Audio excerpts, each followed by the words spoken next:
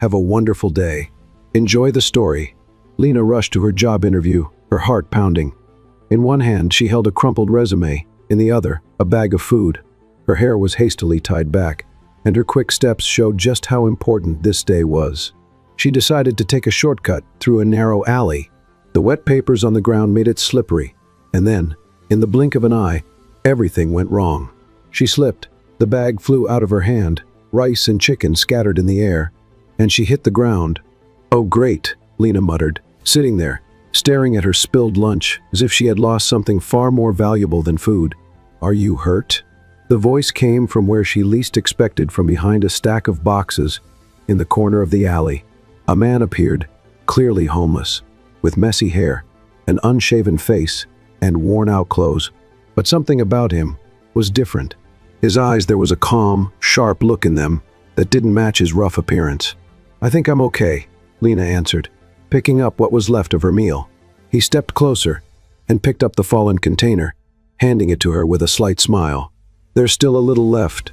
Lena hesitated before taking it from him. "Do you live here?" The man glanced around before replying. "For now, yes, but it's temporary. I'm between two paths between who I was and who I will be." Lena stared at him, surprised. What kind of homeless man talked like that? That's when she noticed the wound on his foot, a nasty cut, still bleeding. "You're hurt. It's nothing. I'm used to it." Without thinking, Lena opened her backpack. She pulled out a tissue, a small bottle of alcohol, and some tape. "This will sting a little," she warned. "I've had worse," he said, trying to sound tough, but his face twisted the moment the alcohol touched his skin. She quickly finished the bandage and was about to stand up when her stomach growled loudly. "Perfect," she grumbled. "Lost my lunch, running late, and now I'm being helped by someone worse off than me. I have a bag of bread. Want some?" She looked at him in surprise, then at the bag he was holding out, and let out a resigned sigh. "Only if there's butter," he chuckled, and so did she. A few minutes later, they sat on the curb, sharing the bread like old friends. Lena glanced at her watch and realized she was already too late. No point in rushing anymore. The interview she had wanted so badly was gone. Well, that's it. No job, no lunch. And now I'm wasting time with a mysterious man who has strangely beautiful eyes. "You think my eyes are beautiful?" Lena blushed and looked away. "What's your name?" she asked, changing the subject. "Miles. And yours?" "Lena." He studied her for a moment, as if memorizing her face. "So, you really live on the streets?" "Technically, yes, but my roof is the sky. That must be hard." Miles didn't answer. He just sat in silence. Lena stood up, dusted off her clothes, and picked up her resume. "Good luck, Miles." "You too, Lena." She walked away, but she didn't forget him. In the days that followed, Lena kept passing through that alley, always in a hurry, always chasing new opportunities. The interviews became a cycle of empty promises. But Miles, he was always there, in the same spot, with the same calm and observant gaze. Sometimes they exchanged greetings, other times short conversations. Once, he complimented her courage for standing up to a rude street vendor. Slowly, his presence became a small but steady part of her chaotic days. Then, on a freezing afternoon, Lena walked through the alley again. She had just left another disappointing interview, and she found Miles different. He was shivering. The bandage she had put on was still there, but now dirty and barely holding. The wound had worsened. His face was pale, his eyes sunken, and his arms wrapped around himself, as if trying to hold on to what little warmth was left. Lena walked closer. "You still have that bandage?" she asked, concerned. "It's still holding," he replied, forcing a weak smile. She knelt down to check. The wound was infected, and he could barely hide his shaking. Lena looked around, thinking. She knew it might not be the safest choice, but then she thought about the small back room in her apartment, tiny, simple, but it had a bed, a blanket, and a heater that worked. "I have a place," she whispered. Miles looked at her with a mix of surprise and caution. "It's nothing fancy, just a little room, but it's better than the cold ground. You can stay for the night, just tonight, Lena." "Just tonight," she repeated firmly. He hesitated, but he was too weak to refuse. He just nodded. She reached out her hand. He took it. On the way, Lena watched him. Even with a limp, Miles carried himself upright, as if holding on to a dignity no one else could see. He didn't look away. He didn't seem ashamed, and that intrigued her even more. When they arrived, she opened the door to her small apartment. "Welcome to my castle. Ignore the mess and the smell of disinfectant." Miles stepped inside slowly. He stopped in front of a framed photo of a smiling older woman standing next to Lena. "Your mother?" "My grandmother. She's in the hospital this week. I take care of her." He touched the glass carefully, murmured something. Lena couldn't catch. "What did you say?" "Nothing, just. She reminds me of someone I once knew." Lena felt a chill run down her spine, but she decided not to push. She led Miles to the small back room. "This is the bedroom. Bathroom's at the end of the hall. Towels are in the cabinet. And watch out for the heater. Don't get too comfortable, okay? It's just for tonight." "Of course, just for tonight." Miles stood there, taking in the space with quiet respect. That night, neither of them slept well, one because he felt further than ever from his own past, the other because she felt closer than ever to something she couldn't yet explain. Let's play a little game with the people who only read the comments. Type pizza in the comments, only those who read this far will get it. Now, let's continue the story. The next morning started with the relentless sound of the alarm clock. Lena slowly opened her eyes, and for a moment, she thought she had dreamed it all. But as soon as she heard the sound of the faucet running in the bathroom, she remembered Miles was still there. She got up, tied her hair into a messy bun, and walked to the kitchen. She found a clean plate on the drying rack and a pot on the stove. "You cooked?" she asked, surprised, seeing Miles sitting at the table with a cup of coffee in his hands. "I tried. It's more of an experiment than a meal. I promised nothing exploded." Lena grabbed a spoon and tasted the rice. She made a face. "This tastes like porridge missing salt." "I'm practicing," he said with a half smile. She laughed. So did he. For the first time since he'd entered her home, Lena saw him relax. Even so, something about him still didn't quite fit the way he held the cup, the way he observed the space. He wasn't just some ordinary guy. "You look more put together today." "Sleeping under a roof works wonders," he replied without looking at her. Lena nodded, poured herself some coffee, and sat across from him. "I have to leave soon, 2 deliveries, and a job interview today. Can I stay another day?" She thought for a second. Their deal was for just one night, but he didn't seem like trouble. "All right, but no snooping through my stuff and no more cooking experiments. I promise no more salty porridge." As Lena rushed out, Miles settled onto the living room couch with a book he found on the shelf, Economics for Dummies. He smirked, flipped it open halfway through, and started reading, turning the pages with an unsettling familiarity for someone homeless. Later that morning, he washed the dishes, straightened the kitchen towels, and cleaned the bathroom mirror, taking his time as if he'd done it 100 times before. That evening, when Lena returned, she found the apartment quiet and spotless. "You cleaned? Seemed fair since I'm taking up space. Are you trying to win me over with a broom and soap? If it works, I can mop the floor tomorrow too." Lena laughed. She sank onto the couch, exhausted. "My day was a mess. Got the deliveries done, but the interview a disaster. You'll get there. You just need the right opportunity." She looked at him. The way he said it, it wasn't just encouragement, it was like he knew what he was talking about. "You sound like someone who's had every opportunity in the world." "Maybe I wasted a few," he said, a distant look in his eyes. The next day, while Lena was at work, Miles reorganized the bookshelf and fixed the flickering light on the balcony. He used a makeshift screwdriver, a bent spoon, and a rusty pair of pliers. When she got home, she noticed the light was working.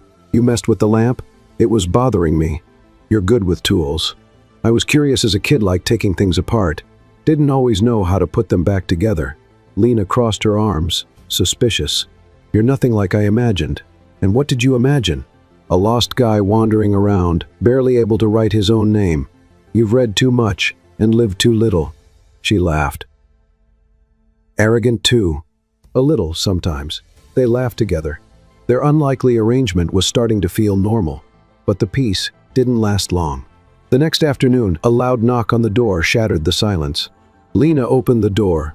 It was the building manager, Mr. Carter, stern as always. "Good afternoon, Miss Lena. Can we talk?" "Of course. Is there a problem?" "We've had reports of a strange man hanging around the building, messy hair, worn-out clothes. Some residents are concerned." Lena froze. Miles appeared behind her in the hallway, holding a dish towel. "Is something wrong?" The manager eyed him with suspicion. "Is this the man in question?" Lena opened her mouth, but Miles spoke first. "Sorry if I caused any concern.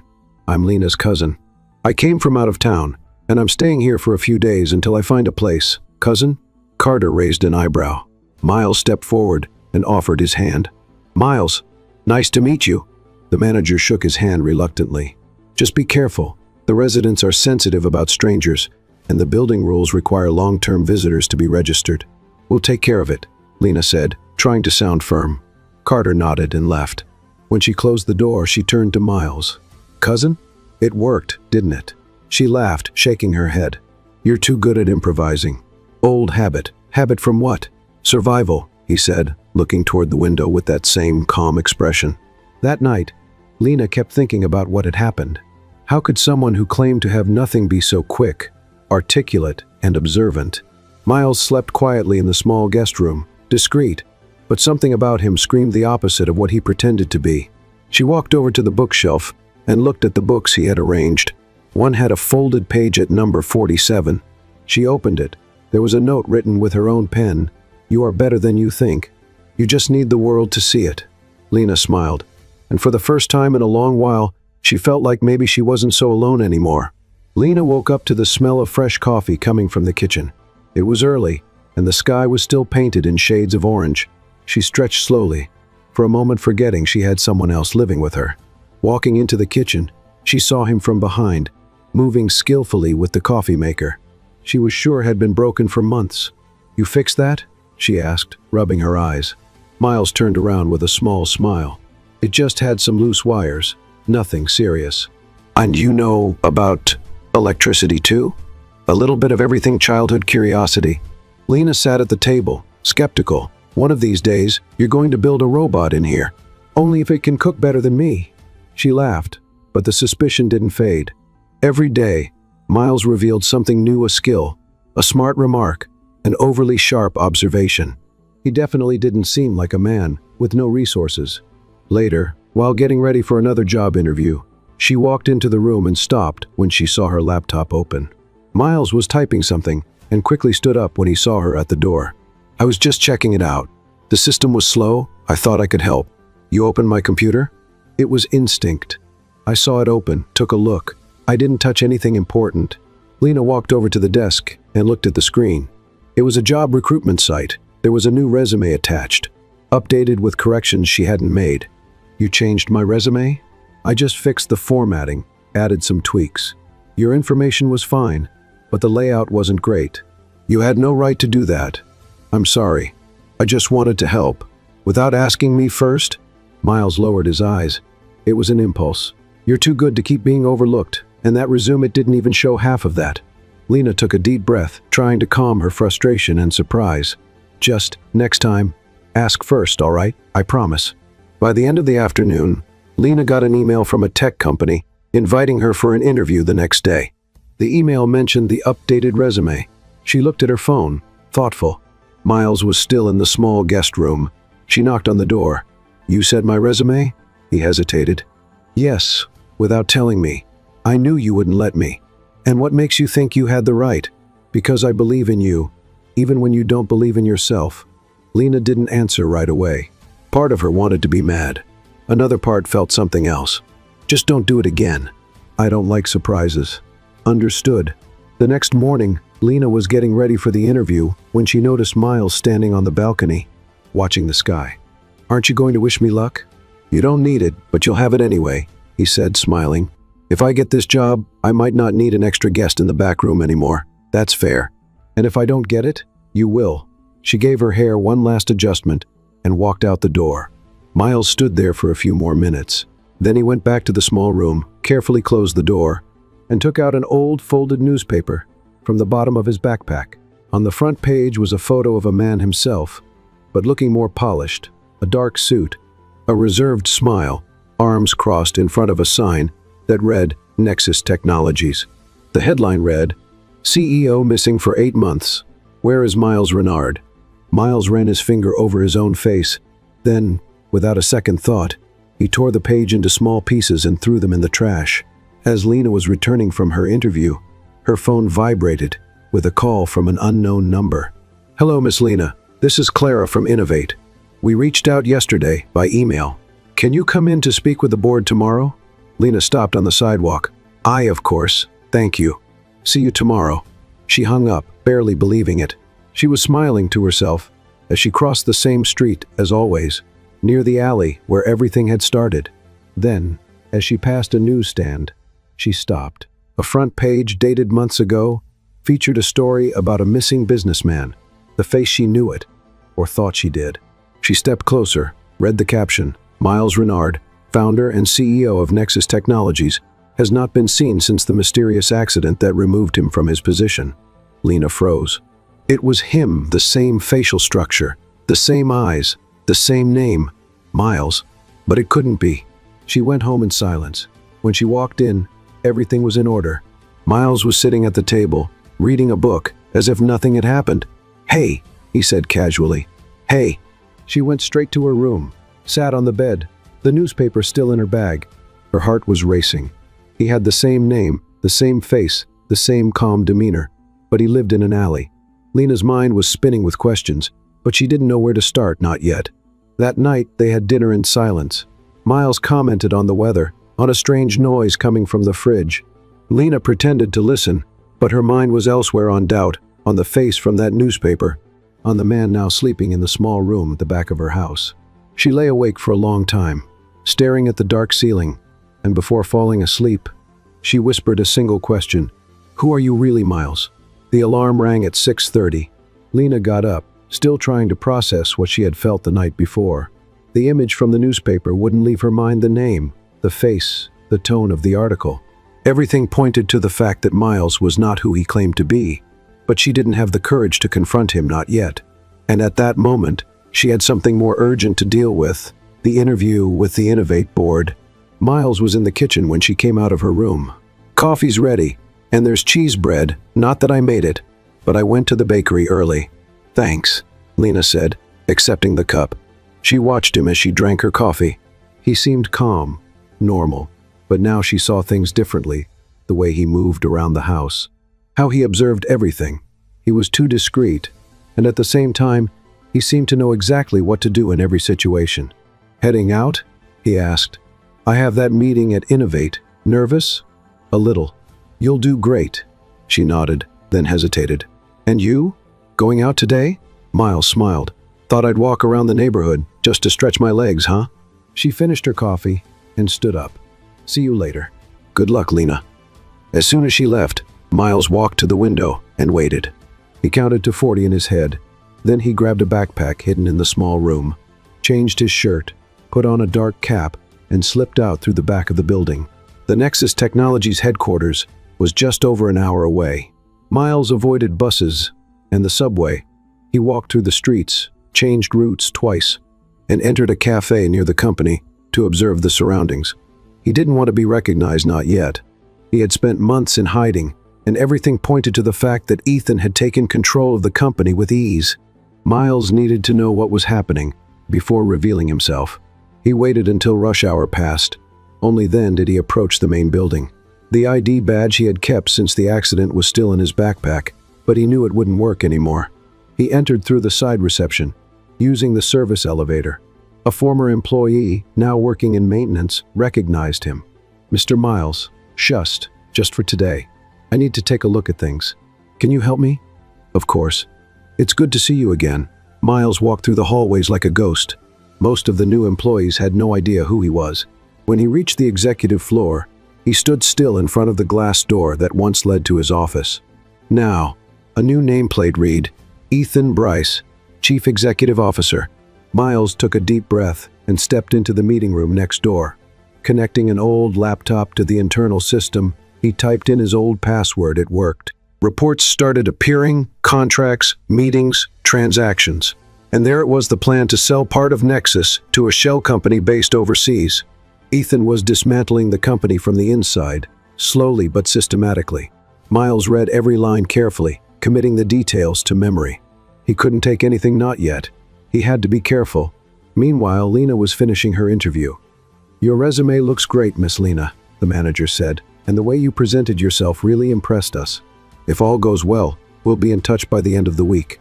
She smiled, thanked him, and left. She felt lighter, yet somehow uneasy. She took the bus home, but got off 2 stops early. She walked to the newsstand where she had seen the newspaper. It was still there. She asked the vendor if there were any other editions about Miles Renard. "There are, hang on," he said, pulling out a stack of old newspapers. Lena quickly scanned the headlines. Billionaire businessman disappears after suspected helicopter crash. Nexus Technologies changes leadership after CEO goes missing. Theories about Miles Renard's whereabouts flood social media. She felt the ground shift beneath her. She walked home in silence. When she arrived, Miles was already there.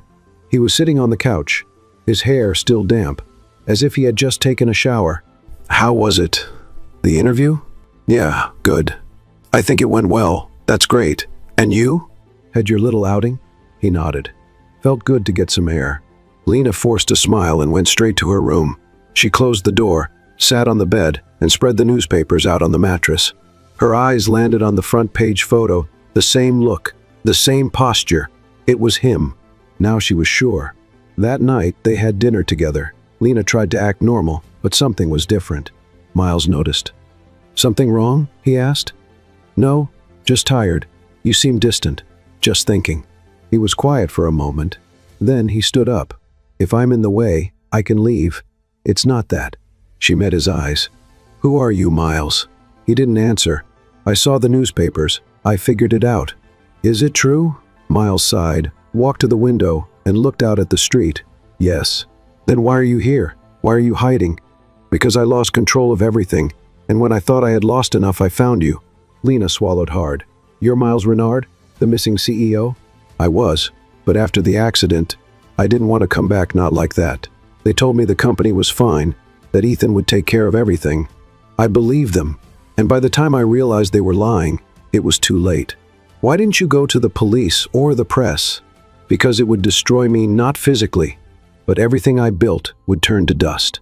And I don't do well with dust." Lena didn't know what to say. There was anger, yes, but there was also understanding. He wasn't just a liar, he was a man trying to escape himself. "So, what are you going to do?" Miles turned to her.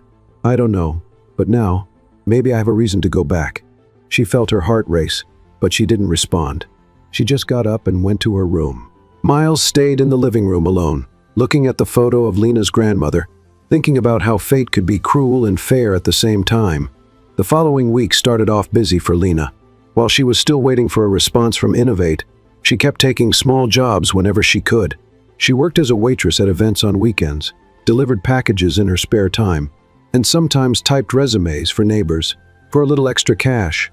On Friday morning, she received a message from a co-worker's number. "Party tonight. A tech company event, a big one. Are you in?" Lena didn't think twice. She replied, "Yes." She didn't know it yet, but that invitation would change everything. That night, Lena arrived at the event venue, a luxurious hotel with a mirrored facade and a lobby that sparkled like a grand ballroom. The decor was elegant, the kind of place she would never visit by choice. She was given a standard uniform and directed to the main hall. "Don't talk to guests unless necessary. And smile," the coordinator said hurriedly, handing out trays of glasses. Lena took a deep breath and stepped inside. The hall was enormous. Screens displayed animated charts. Corporate presentations were projected on the walls, and in one corner, an orchestra played softly. She walked among the guests, balancing a tray of champagne, trying to keep her posture steady. Then she saw something that made her stop. Miles, in a suit, clean-shaven, standing tall. He was talking to a group of well-dressed men, gesturing with the confidence of someone who knew exactly where he belonged. Lena felt her breath catch. For a moment, he didn't see her, or he pretended not to. She quickly stepped aside and moved into a hallway, her heart pounding. "Why is he here?" she thought. "How does no one recognize him? Or do they?" She looked again. Miles was laughing with an older executive, both holding glasses. He was wearing a name tag with a different name, Mason Adler. She closed her eyes for a moment. This was too real. In the back room used by event staff, Lena tried to calm herself. She took her phone out to send a message to a coworker, but just as the coordinator called her away, she left it on the counter. Minutes later, when she returned, the phone was gone. She searched everywhere, asked the other staff members nothing. She rushed out of the break room and started looking around the event. She tried to remember where she could have left it. She stopped near the entrance, watching the flow of people coming and going. That's when she saw Miles, or rather, Mason, slipping quietly through a side door. Something in his jacket pocket caught her eye, a metallic edge, like a phone. Lena didn't have time to confront him. He disappeared down the hallways. That night, she went home without her phone, without answers, and with a storm of questions swirling in her mind. Miles hadn't come back yet, and when he did, it was already past midnight. He entered quietly, without turning on the lights. He thought Lena was asleep, but she was sitting in the living room, waiting. "Where were you?" she asked, straight to the point. He paused for a second. "I went for a walk." At a 5-star hotel, wearing a suit and a fake name tag, Miles stayed calm. "I had to be there. Stealing a phone was part of the plan too. I didn't steal it." He pulled the phone from his pocket. Her phone. "I found it in the hall, near the buffet. I was going to leave it at the front desk, but I changed my mind." "Changed your mind about returning it, or about keeping up your lies?" He handed her the phone. "Here it is, battery full, nothing touched." "You were pretending to be someone else," she accused. It was the only way to get in and hear what Ethan was planning. Lena stood up, furious. "So that's it? You lied, sneaked in, and made me look like a fool in front of everyone? I never meant to expose you, but you did. I needed information. And what did you find out?" Miles hesitated. Then he spoke. "Ethan is planning to sell Nexus through a merger with a fake company. The deal will be cleaned up on paper, and the real company will be dismantled from the inside. He's using my name on old contracts that haven't been deactivated yet. Then why don't you report him? Because I don't have all the proof yet, and if I push too soon, he might come out looking like the victim." Lena paced back and forth. You're someone I don't even know, Miles." And I thought, her voice cracked, "I thought I could trust you." "You can I? I saw you at that event. You were someone else. You looked at those people like you belonged in their world, and then you come back here to my couch, to my food, and pretend you're still the guy from the alley." "I'm not pretending. I'm both the man who messed up and the man trying to make things right." Lena took a deep breath. "I need to think." She walked into her room and shut the door. Miles stood there in the dark, still holding the phone. The next morning, Lena woke up with her mind in turmoil. She got up, made coffee, but didn't call Miles. He was already up, dressed, ready to leave. "I'll be gone for a few days," he said, standing at the door. "Running away again? I'm finishing what I started. Alone? For now, yes." "What if I'm not here when you get back?" Miles gave a sad smile. "It would still be worth it." He walked out, and for the first time, Lena felt that maybe this was the end. Across town, Miles quietly entered a small office. He met an old contact, someone who owed him favors and didn't ask many questions. "I need access to Nexus's digital files, old backups, legal department, transaction records, contracts signed in the last 6 months." "What are you planning to do? Make Ethan trip over his own plan?" As he spoke, Miles felt the weight of everything he had been through. This wasn't about the company anymore. It was about truth, about justice, and most of all, about facing Lena without more half-truths. 2 days later, Lena received an envelope at home, no sender. Inside was her phone, now with a new folder saved in the gallery, Nexus Truth. She opened the files, spreadsheets, recordings, copies of emails, everything. Along with it, a simple typed note. "I couldn't stay, but I never really left, MM." Lena pressed the phone to her chest, and for the first time in days, she knew exactly what she had to do. It was Sunday. The coffee on the kitchen table had gone cold, but Lena hadn't taken a single sip. Her phone was in her hands, the folder from Miles still open. Every document she read made things clearer and more dangerous. Ethan was tearing Nexus apart from the inside, like an old toy. The records left no doubt, contracts signed in Miles's name, transactions to shell companies, massive asset transfers. And yet, it wasn't enough for a public scandal. Ethan was careful. He left calculated gaps, documents with digital signatures that seemed legitimate, and used frontmen to cover the real name. Lena knew this was just the tip of the iceberg, and now she was in too deep to pretend otherwise. She closed her eyes, took a deep breath, and typed a short message. "We need to talk. Today. Wherever you are." No immediate response. Time felt slower when silence was the only thing between her and the truth. Miles got the message while analyzing screenshots of an altered contract. He was in an old co-working space downtown, using a fake identity to access servers and store files in an encrypted system. When he saw Lena's message, he didn't think twice. He left immediately, without explaining anything to anyone. When he arrived, Lena was waiting at the building entrance. Her gaze was steady, but different. The anger was gone. What remained was resolve. "Come in," she simply said. Miles walked in silently. He wasn't a stranger to this narrow hallway anymore, but everything felt different now. He noticed Lena did too. Inside, she pointed to the couch. "Sit." He obeyed. "I saw everything, read the documents, watched the videos. You're right, Miles. Ethan is destroying the company. But you're trying to do this alone, and that's not going to work. It's dangerous. I know. I don't want to drag you into this any more than I already have. But you already did. And now I'm here. There's no turning back." Miles lowered his eyes. "So, what do you suggest?" Lena picked up a folder from the table. "Innovate called me yesterday. They offered me a temporary support position. They have contracts with several companies, including one that appears in your documents, one of the front companies receiving money from Nexus." Miles looked up, fully focused now. "You think you can get something from them?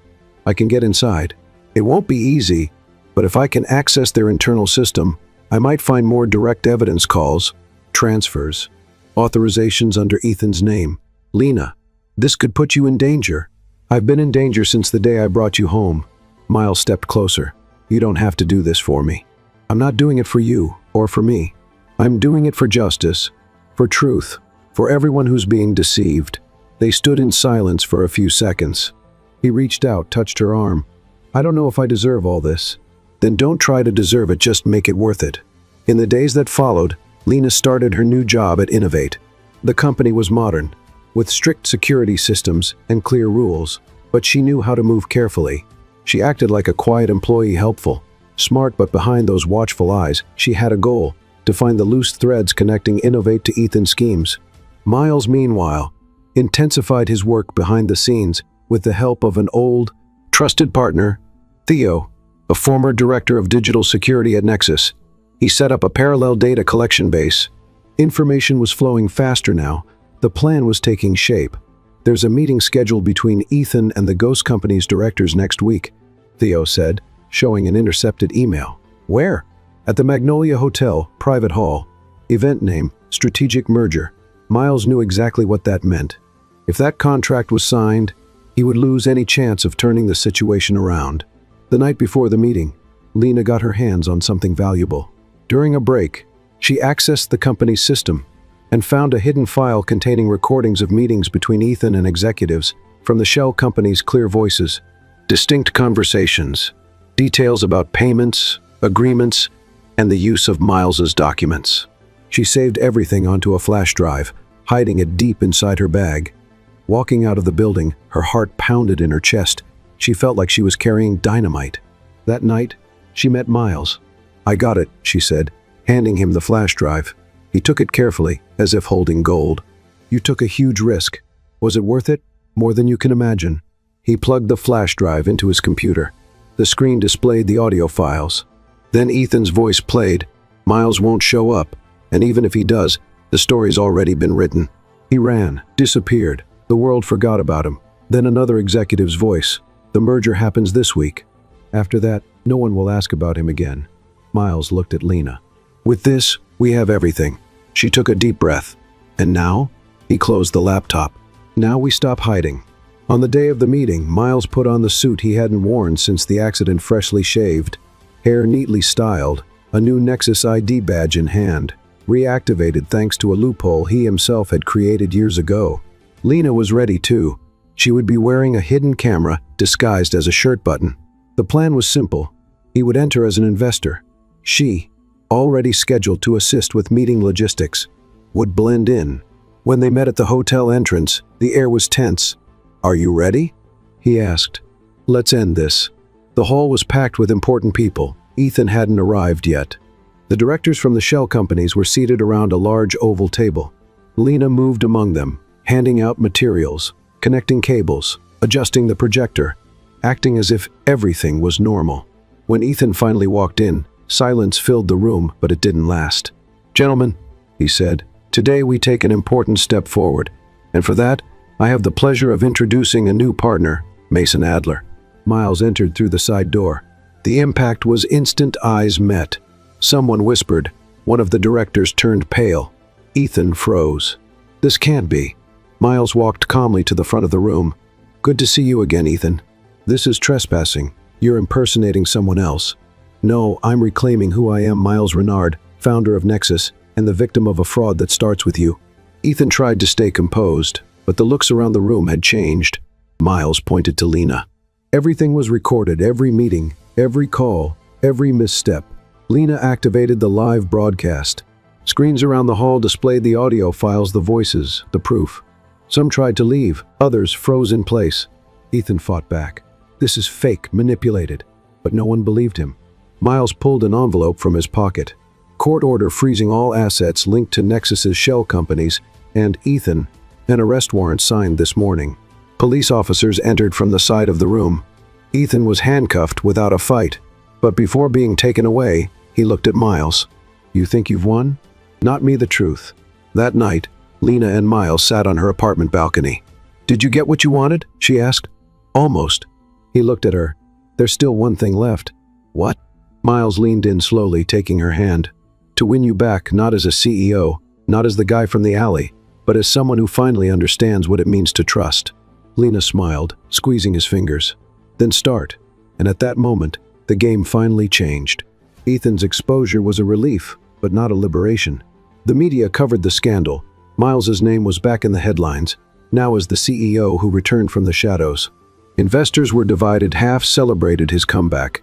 The other half feared instability. But for Miles, none of that mattered more than the uncomfortable silence between him and Lena in the past few days.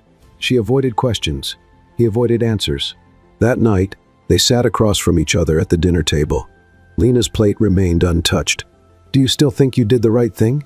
She asked without lifting her eyes. Miles took a moment before answering. I did what had to be done, even knowing that now everything revolves around you again. He sighed.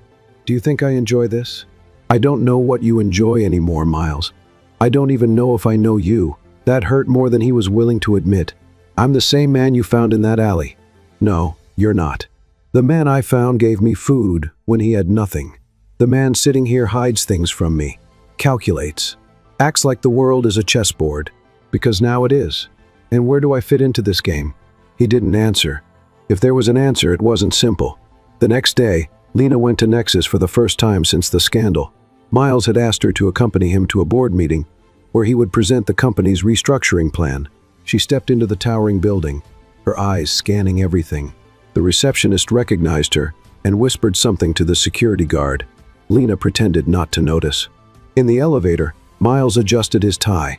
Lena watched him in the polished steel reflection. Nervous? She asked. I've always been. She gave a faint smile, but the tension lingered. The meeting was brief. Miles presented his plans with confidence. He spoke of transparency, independent audits, revising contracts, and giving opportunities to young talent. Lena listened, but her mind was elsewhere. When they stepped out, she looked at him. You're very good at this. At what? Speaking well, convincing people. He understood what she was really saying. You think I'm manipulating you? I think you've gotten used to controlling everything, Miles. Silent, as Lena walked away to pick up her phone from the front desk, he headed back to his office.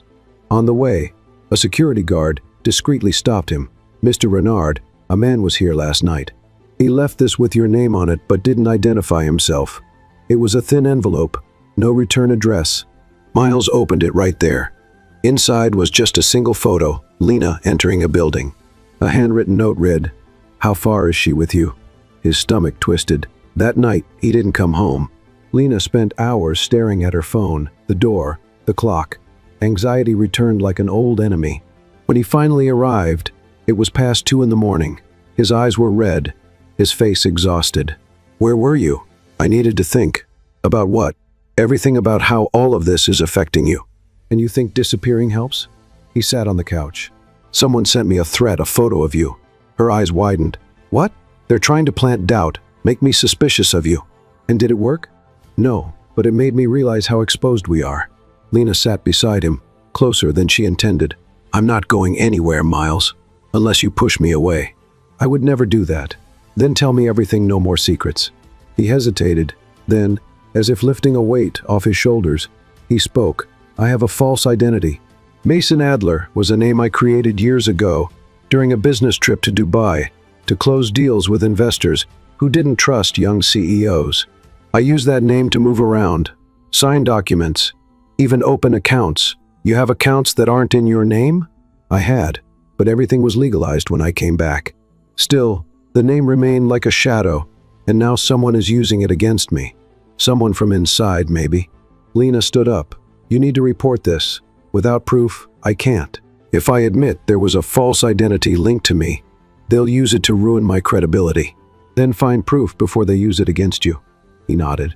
2 days later, Lena received an anonymous envelope at the cafe where she used to work before taking freelance jobs at Innovate. Inside was a copy of a stock transfer document under the name Mason Adler. Miles's name was nowhere to be found, and a note, do you still believe you know him? She went to Nexus that afternoon. She didn't call ahead. She waited for him to finish his last meeting and intercepted him in the parking lot. Is this yours? She handed him the envelope. Miles recognized it instantly. Who gave you this? It got to me the same way it got to you, Miles. This is part of what I told you. Someone is trying to break the trust between us. And is it working? Only if you let it. She crossed her arms. But why didn't you ever tell me about this past? About this other name? Because it was a mistake. I had buried a mistake I thought would never come back. You can't expect me to believe everything without questioning it, Miles. You disappeared for months, lied about who you were, snuck into parties with fake badges, and now there are documents with names I've never even heard before. I have the right to doubt you. He lowered his head. You're right. So, do we keep going or do we stop here? Miles stepped closer, hesitant. I don't want to lose you, but I also don't want you by my side, without knowing where you stand. Then show me everything tonight. That night, Miles took Lena to a small warehouse in the suburbs. There, he kept a personal archive of everything he had collected over the years, folders with old contracts, handwritten notes, recordings, even receipts for transactions that were never officially recorded. This is the part of my life I've been hiding, not because I wanted to deceive you, but because I was ashamed of it. Lena scanned the papers. All of this is yours? Yes, a part of my life no one knows about, just me. And now you. She looked at him for a moment. All the fear disappeared. You're not perfect, but at least now you're real. Miles smiled, relieved. This is the closest to the truth I can get. Then start here. From now on, no more secrets. Promise. I promise. Lena stepped forward and hugged him tightly. Without hesitation, he closed his eyes, and finally, he knew he didn't have to run anymore. But on the other side of the city, in a dimly lit office, a man watched everything unfold on a screen. They're together again, he said to no one in particular. The assistant behind him kept his eyes down. Should I move forward with the plan? Yes, but now more carefully. They're stronger, and that makes everything more dangerous. The man lit a cigarette, leaned back in his chair, and smiled. But don't worry, even the strongest alliances have invisible cracks. Lena woke up to a different kind of silence that morning. The apartment felt bigger, emptier. The kettle was still in its usual spot, but there was no scent of fresh coffee, no sound of Miles's footsteps coming from the small guest room. Instinctively, she got up and went there. The bed was made, the closet door was open, and on the pillow, an envelope with her name. She picked it up with trembling hands, sat on the edge of the bed, and read, Lena, by the time you open this letter, I'll be gone, not because I want to run from you, but because I know that staying is more dangerous than leaving. I know you'll say I should have let you choose, that I should have trusted you, and you'd be right. But this time, the choice is mine, and I choose to protect you. There is no place in the world where I am that you are not with me in thought. Not a single day goes by that I don't feel grateful for meeting you in that alley. You gave me more than shelter, you gave me direction. But now, I have to fix something that still holds me back. I need to go back to where it all began, and only then, if it's still possible, I'll return to where I feel whole by your side. Miles. Lena didn't cry, but she also couldn't move for a long time. His absence was physical, yet so emotional that it seemed to weigh on every wall of the apartment. In the days that followed, she kept herself busy with work. Innovate called her for a new position, not temporary this time, but permanent. She accepted, not out of necessity, but to fill the space Miles had left behind. She avoided the news, but his name still appeared from time to time. Billionaire businessman resurfaces. Miles Renard breaks his silence. Nexus enters a new phase, bringing its CEO back to the market. She didn't read the articles, didn't click on the videos. She didn't want to see that side of him. The Miles who wore suits, spoke to reporters, and shook hands in boardrooms wasn't the one she missed. She missed the Miles who laughed at his own cooking mistakes, the one who stayed up late just to rearrange her books by theme instead of by author. And even with time, that Miles never really left. He was everywhere. One afternoon after work, Lena decided to take a walk. The sky was overcast. The air was cold. She hadn't brought an umbrella. She had no real destination. She passed familiar streets. Others she had avoided. Until, without meaning to, her steps took her back to the same alley where it all began.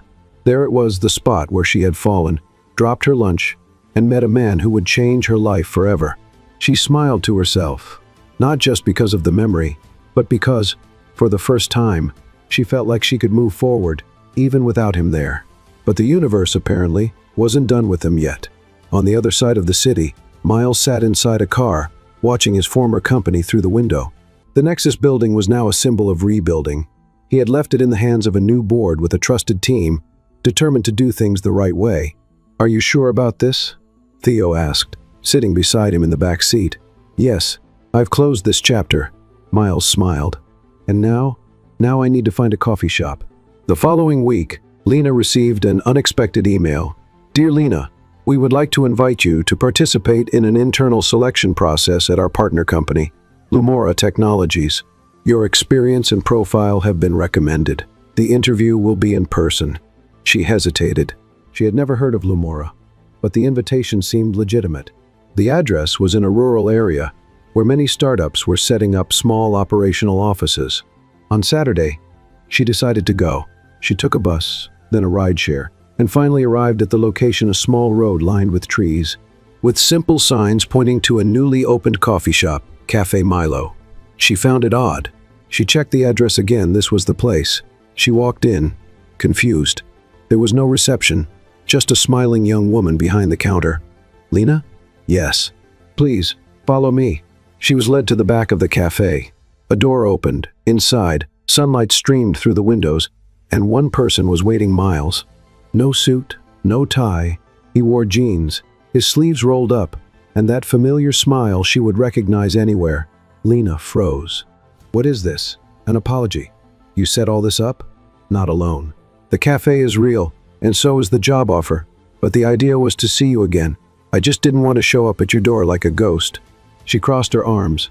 "And why now?" "Because now I've settled everything I needed to, and because I still love you, even if I don't know if you'll forgive me." Lena took a deep breath. "You left me without saying if you'd be back, without letting me know if you were okay. That doesn't get fixed with a mysterious invitation." "I know, but maybe it can start with a coffee." She laughed, incredulous. "You never change. I don't want to, not if it means losing what brought me here." Silence. "I invested here," he continued, "used a different name, wanted to build something simple, away from the chaos. I thought maybe you'd like the idea." She studied him. "So, you want me to work for you?" "I want you to decide what you want. If you want to walk away now, that's fine. But if you want to try, we can start over, not as CEO and the girl from the alley, but as Lena and Miles, equals." She looked around, the smell of coffee, the soft light, her heart racing. "And if I say yes?" "I'll hand you an apron. And if I say no, you get a free coffee and leave with your dignity intact." Lena walked slowly toward him, stopping just inches away. "Do you have sugar? We do even plant-based milk." "Then what's today's special, boss?" Miles smiled. "The house specialty. New beginnings." She took the apron he offered, put it on slowly, and for the first time in a long while, she felt like she was exactly where she was meant to be. As they prepared the first coffee of the day together, a woman on the other side of the world read an email with interest. Target identified. The CEO is no longer active in the company's board, minimal market influence, but emotionally vulnerable. She typed just 2 words in response. "Keep watching." The game wasn't over, but Lena and Miles were finally ready to play together. The Cafe Milo sign was starting to gain fame in the region. Locals loved the warm atmosphere, the handcrafted coffee, and, most of all, the friendly couple who seemed straight out of a romantic comedy. Lena felt good there for the first time in a long time. She worked without burden, without fear, without the exhaustion of constantly running. And Miles seemed lighter too, away from Nexus's glass-walled offices, the newspapers, and suffocating contracts. But that peace wouldn't last. A week after their reunion, the calm began to crack. It started with a phone call. "Lena, this is Tara from Innovate. Do you have a moment?" "Of course. Everything okay?" "It's about the Nexus case. You're still on the list of summoned witnesses." "What?" "Ethan's defense has filed a new strategy. They're trying to accuse Miles of corporate fraud and identity misrepresentation. You've been listed as a key figure from the time he was in hiding." Lena pressed a hand to her forehead. "But he was protecting himself. I know what he did, I helped." "Yes, but his defense team hasn't officially responded yet, and the prosecution wants to determine if you were used, manipulated, or complicit." Lena swallowed hard. "And when is this happening?" "Preliminary hearing next week." That night, as she and Miles were closing the cafe's register, she decided to speak up. "Did you know Ethan was still trying to bring you down?" Miles didn't seem surprised. "I figured he'd try something. He's accusing you of fraud, and they called me as a witness." Miles dropped the coins on the counter. "Lena, I never wanted to drag you into this. I know, but now I'm in it, and I want to know, are you going to fight or run away again?" He looked at her. There was something different in his eyes, not fear, not doubt, but something that mixed exhaustion with determination. "I'm going to face it. Then start by telling the truth." "Which part?" "All of it." Miles sat down, took a deep breath, and began. "When I came back from Ethan's exposure, I thought staying away was enough. But as soon as the press found out I was alive, everything reignited. Investors pressured me, the board summoned me. I tried to refuse, but I realized that Nexus was still my responsibility." "So you came back as an interim?" "But I didn't tell anyone. I wanted to settle the pending contracts, hand over the company to trustworthy hands, and leave for good." "And you didn't tell me because?" "I knew you'd think I was doing it all over again, disappearing, controlling everything." Lena watched him in silence. "And do you still think you can live between two worlds?" "I just want one of them to be with you." The hearing came quickly. The courtroom was packed, even though it was just a preliminary session. Lena sat in the row reserved for witnesses, her hands clasped in her lap. Miles entered with his lawyer beside him. He wore a dark suit, his hair neatly combed, but his gaze was still the same. On the other side, Ethan looked thinner, but no less venomous. The judge opened the session. The prosecution laid out its arguments. Miles had used a false name, moved around in disguise, attended private events, and now he had to explain whether all of it was part of a dirty scheme or an act of survival. Then Lena was called. She walked to the stand with firm steps. The judge looked at her. "Miss Lena, what can you tell us about the time Mr. Miles was absent from the public eye?" She took a deep breath. "That he was trying to save his own life, and later, the company he built." "Did you know he was using a false identity?" "I found out later, but I understood why. He was betrayed, hunted, discredited, and even so, he chose to fix things, not to disappear, not to seek revenge." Ethan's lawyer stood up. "And at any point, did he coerce you, manipulate your decisions, convince you to help him in illegal acts?" "No. Everything I did was because I believed in him." "Do you still believe in him today?" Lena looked at Miles. He was watching her, as if that answer was more important than the verdict. "Yes, I do." By the end of the hearing, the judge hadn't ruled yet, but the tone was clear. Miles had acted outside formalities, but not outside justice. The evidence showed intent to protect, not to deceive. Outside the courtroom, journalists surrounded Lena. "Are you with him now?" "Is he really the man who disappeared? What is it like to be with someone with two identities?" She took a deep breath, smiled, and answered, "He has two names, but only one heart, and that is what matters." A few meters away, Miles heard her, and at that moment, he knew there was still hope for everything. The morning of the trial was gray. It wasn't raining, but the sky seemed to hold back tears, as if hesitating before a farewell. Miles was ready, or at least trying to appear so. He wore the same suit he had worn when he first took over Nexus, the one that always felt like a shield. Today, however, it weighed like old armor. Lena wasn't with him. Since the preliminary hearing, they had spoken little, and the night before, she had only said, "If you need me, you know where to find me." But now, she wasn't on the witness bench, she wasn't in the waiting room, and she hadn't answered the 2 calls he made before leaving home. Even so, Miles entered the courtroom with his head held high. On the other side of the room, Ethan looked confident. He had a new team of lawyers, hired at the last minute. He smiled slightly, like someone who still believed he had one last card to play. The judge started the session right on time. The first few hours were technical debates over legal terms, contractual responsibilities, and the thin line between caution and omission. Miles listened in silence. He didn't argue, he didn't gesture, he just waited. When he was called, he walked to the center of the room, stopped in front of the microphone, and spoke calmly. "During the time I was absent, my priority was to protect what was left of my company," he said. "And yes, I used a false name, entered events in disguise, acted outside the protocol, but every step I took was to prevent a bigger crime." The judge observed him closely. "Do you acknowledge that you violated corporate and legal regulations?" "I acknowledge that, but I asked the court to consider the context, the real risk, and the evidence that not only clarifies my intent, but also exposes the gravity of what was happening behind the scenes." The prosecution did not object. Ethan's defense tried to shift the focus, but the audio recordings, videos, and documents presented during the trial phase were undeniable. After a brief recess, the judge returned to deliver the verdict. The court acknowledges that Mr. Miles Renard acted outside legal parameters at certain moments, but his actions were driven by the need to protect both himself and his company. Considering the evidence presented, this court declares him not guilty of fraud and intentional identity manipulation. The courtroom murmured. For the first time, Ethan lost his smile. The judge continued, "However, it is recommended that Mr. Renard remain away from executive duties at Nexus for an indefinite period to ensure the company's institutional rebuilding on neutral grounds." Miles nodded. This was not a loss in a way. It was freedom. As he left the courtroom, reporters swarmed him, but Miles didn't speak. He was only looking for one face, Lena, but she wasn't there. 2 days passed. Miles couldn't focus on anything. The cafe remained closed. Every morning he returned there, as if that would somehow make her appear. On the 3rd morning, he found the counter clean, the plants watered, and one thing different, a letter placed on the coffee machine. He recognized the handwriting instantly. "Miles, first of all, congratulations.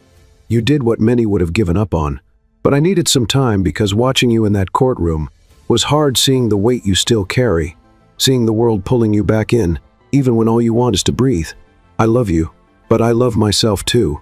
And right now, I need to remember who I am without you around. Because for a long time, my life was about surviving, and now that I've learned to live, I want to do it for me. This isn't goodbye, but it is a pause. Sometimes a reunion is only beautiful because of the space in between. With love, Lena." Miles stood still for a long time. Then he made himself a cup of coffee, sat by the window, and looked at the small garden. They had started together. He didn't cry, but he let the silence fill every corner of what she had left behind. Months passed. Miles never returned to Nexus. Instead, he invested in small businesses, cafes, social projects focused on education. He chose a quieter, simpler life, but never a lonely one. Lena changed too. She opened a small bookstore in a quiet neighborhood, creating a cozy space for community reading. She worked less, smiled more, she was whole. They hadn't seen each other in all that time, but they thought about each other often. Then, on a spring morning, a letter arrived at Lena's shop. It was signed with only a single letter M, and it said, "I found a town where the trees bloom all year long, where the coffee never gets cold, and where there's an empty chair beside mine. If you ever want to come back, I'll be here." Lena read the letter with a soft smile on her lips, and for the first time in a long while, she felt no rush. She knew the reunion would come, but only when they were both ready to stay. The day began with a warm breeze sweeping across the sidewalks of the small town where Miles had settled. There was no sign of rain, but the sky was filled with light clouds, gently veiling the sun. It was the kind of morning that called for quiet moments, fresh coffee, and memories. The cafe he had built with so much care was now known as a place of peace. Milo Cafe wasn't just a name, it was the feeling everyone had when they walked through the door. But that day, Miles woke up restless. He didn't know why, he just felt it, like something was about to happen. He set the tables, checked the coffee beans, cleaned the espresso machine, then turned on the lights on the outdoor patio and placed a fresh flower in the window vase. And he waited. Lena reached the end of the road with her heart racing. The town was smaller than she remembered, or maybe it was just the first time she was seeing it with calm eyes. The place smelled of history and sounded like tranquility. The streets were narrow, the houses low, their windows open, as if life breathed differently there. She carried little baggage, a backpack, a notebook, and a letter in her pocket, the letter Miles had sent months ago. She hadn't replied, but she had kept it, read it over and over again. And that morning, she decided it was time to go, not out of longing, but out of certainty. The wooden sign with hand-drawn letters made her smile. Milo Cafe. It was an invitation. She pushed the door open slowly. The little bell rang. Miles appeared behind the counter. Their eyes met, and for a few seconds, neither of them spoke. They just looked at each other, as if confirming that time, no matter how cruel, hadn't erased what truly mattered. So he finally said, "You came. Took me too long?" "No, right on time." She walked to the counter. "You really did it, a coffee shop in the middle of nowhere. Sometimes we don't need much, just a place to call home. And did you find it?" "Not yet, but I'm close." He gestured to the chair on the other side of the counter. She sat down. "What's good today?" "The house coffee is still strong, and the neighbor makes fresh cheese bread." "Cheese bread?" She smiled. "You sure know how to win me over. I learned from the best teacher." Silence. She lowered her gaze for a moment. "I thought you wouldn't write to me. I thought so too. But you did. Because writing was the only way not to forget you, without seeming desperate." Lena laughed. "You were never desperate. Only on the inside." They sat on the porch, each with a cup of coffee. The garden was in bloom. Leaves danced in the breeze. There was no rush, no expectations, just the perfect pause between the end of one story and the beginning of another. "The bookstore you opened is beautiful," he said. "I saw some pictures. Looks like it's more than just a shop, it's a place where people feel at home." That was the idea, a space where people could breathe freely. "And did you succeed?" "I'm still trying, as always." She looked at him. "You've changed, Miles. For the better? For the truth?" He nodded. "And you?" "I stopped running, stopped hiding. But I had to step away to understand who I was without you." "And did you?" "Yes. But now I also know who I am with you around." Miles set his cup down. "I don't know if I still have the right to ask for anything, but you're going to ask. If I asked you to stay, just for a few days, would you consider it?" She didn't answer right away. Then she smiled. "I packed enough clothes for a week. I can get you an apron. I already feel at home." In the days that followed, Lena helped at the register, the tables, and with customers. She reorganized the books on the small cafe shelf and created a section called Reading with Coffee, a selection of light, inspiring books. Miles watched it all, with quiet admiration. It wasn't like before they no longer had to prove themselves or save each other, just walk side by side. One of the regulars, an older man with a white beard and a worn-out cap, commented, "You two have something special, like pieces of the same puzzle." Lena smiled. "Maybe we are." Miles stayed quiet, but that night, as they closed the register, he said, "I've been thinking about something." "What?" "How sometimes life takes us in circles, just to bring us back where we were always meant to be." "Like a cafe called Milo." "Exactly." Lena looked into his eyes. "Are you still afraid?" "Of what?" "Of getting lost again." "No, because now I know if I ever get lost, you'll find me again." She reached across the counter and took his hand. "Always." One quiet afternoon, with sunlight streaming through the cafe windows, Miles stood by the counter, holding a small box. Lena, busy writing in a notebook, looked up. "What is it?" "Close your eyes, Miles. Just trust me." She closed her eyes. He stepped closer, and when she opened them, she saw a small silver ring with a simple stone. "This is an invitation, not for a wedding just yet, but to build something together, one day at a time." Lena was silent for a moment, then she picked up the ring and slid it onto her finger. "It's light, as it should be." She smiled. "So, what's today's special, fiancé?" Miles laughed. "The same as always, new beginnings." And in that place, lost on the map but found by the heart, they started a new chapter, not with grand promises, but with honesty and warm coffee. That year, winter arrived gently. It wasn't the kind of cold that stung, but just enough to make people wear thick coats and seek warmth indoors. For customers at Milo Cafe, that meant spending more time there, curled up in armchairs near the bookshelves, holding their cups with both hands, as if the warmth of the coffee could also warm their souls. Miles and Lena stood behind the counter, like so many mornings before, but something felt different. The cafe was busier than usual, and the staff, now a team of 3 full-time employees, moved around with an energy that seemed to be hiding something. "What's going on here today?" Lena asked, watching the subtle rush. "Oh, nothing special, Luca," one of the baristas answered, trying not to smile.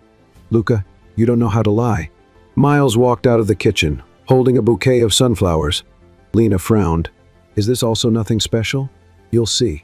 He walked to the cafe door, which was open because of the mild weather, and placed the bouquet on a table on the porch. Then he held out his hand to Lena. "Come with me, Miles, just for 5 minutes."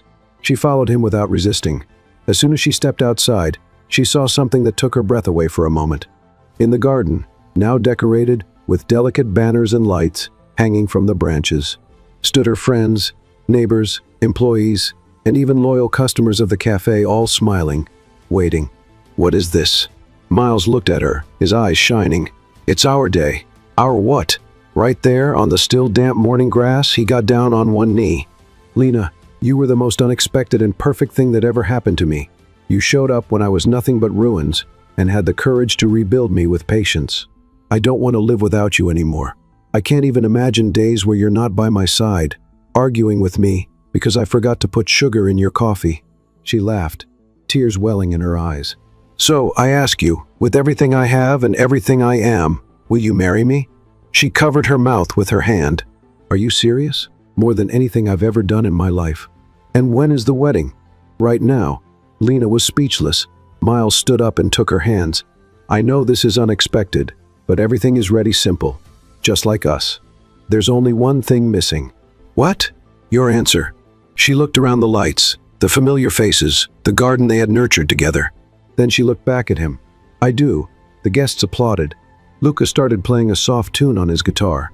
Nora, the neighbor, brought out a carrot cake with chocolate frosting, their favorite, as she always said.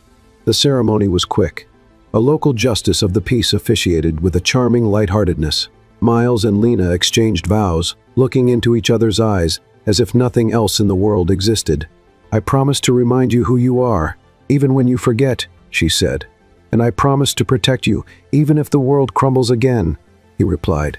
The kiss came right after, unhurried, as if every chapter of their story, filled with both pain and beauty, had finally found its perfect ending. That afternoon, the cafe was open to everyone. The tables were pushed aside, turning the space into an improvised dance floor. The children ran around with napkins tied like capes, while the adults toasted with cups of coffee, topped with cream and chocolate. Lena watched it all with teary eyes, sitting by the window. Miles sat beside her, holding a cup in his hand. "What are you thinking about?" he asked. "That for a long time. I thought there were only 2 choices: surviving or giving up. And now, here I am, living. You always knew how to live. You just needed space." She rested her head on his shoulder. "And are you happy? More than I deserve." "You do deserve it, Miles, because you chose to change, you chose to love, and, more than anything, you chose to stay." At the end of the day, when everyone had gone home, Lena and Miles sat at the counter again. The cafe was quiet, lit only by the soft glow of a lamp in the corner. "You know what I was thinking?" she said, stirring her spoon in her cup. "What? Maybe it's time to change the cafe's name." "Change it?" "Not entirely, just a little adjustment." She got up, grabbed a sheet of paper, and wrote with a blue pen, "Cafe and Soul." "What do you think?" Miles smiled. "It's exactly what we are." She placed the paper on the counter and said, "Tomorrow, we change the sign. Tomorrow is a great day to start over." A few weeks later, the cafe had its new name.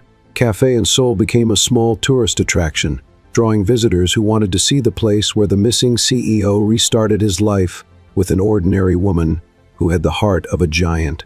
But inside, they weren't a legend, they were just life. Miles made the coffee, Lena managed the books, and they loved each other effortlessly, like 2 people who understood that the real luxury in life is having someone to share the silence with. What did you think of Lena and Miles's story? On a scale from 0 to 10, how would you rate this story?